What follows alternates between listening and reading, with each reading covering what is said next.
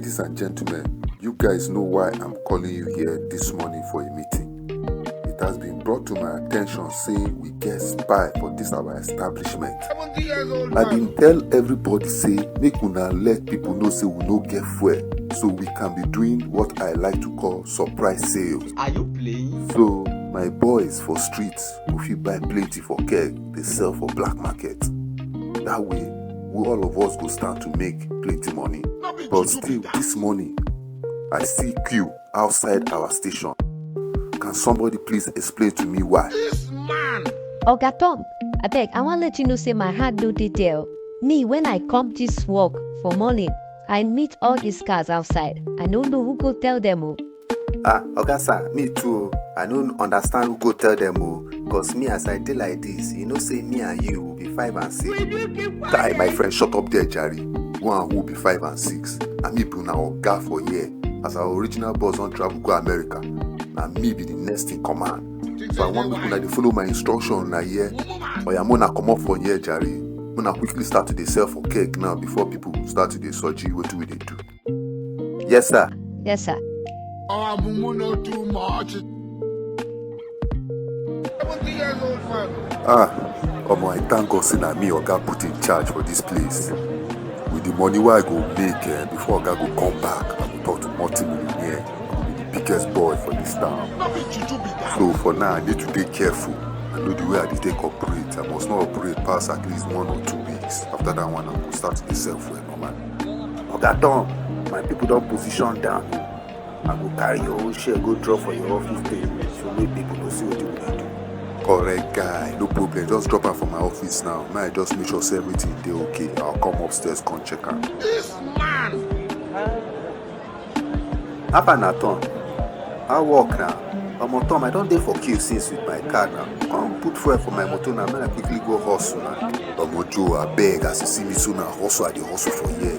You understand? See customers full everywhere. My first sell for my customers first before I start to sell for car. But Tom, you know so wetin they do no good though. Now all this kind thing now they cause artificial scarcity for town. And that's why people they suffer off the street. You know good though. My friend, get away there, Jerry. You know say here na business we dey run. This is why they here to come dey follow anybody play. Anyhow, Sha, just sell fuel for me. And remember say I warn you. This thing where they do they illegal and me if they catch you will take for sale. See this guy. See you know where I be. If you arrest me, they hold me.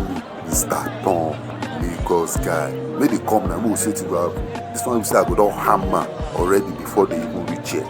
Tom, I don't tell you my own though. If you enter trouble for here, no call my number. Get away there, Joe. No wahala, no go call your number. But make I go office, go count my millions, Jerry. Hi, see money. I don't hammer. If I continue like this for the next few days, I'm gonna go be the biggest boy for this town.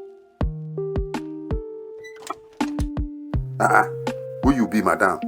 How do they take allow you enter my office? So you are Mr. Tom, Abi? You are the one that have been scamming people in this place, refusing to sell fuel. Which one be scam? I don't scam anybody. And fuel no dey our station like that. That's why.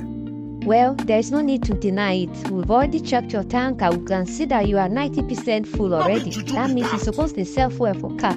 I dey work with the Petroleum Regulative Body. No worry, Mr. Tom. We dey shut down your petrol station today. And your guard already informed us Simok will arrest you for all your illegal activities also.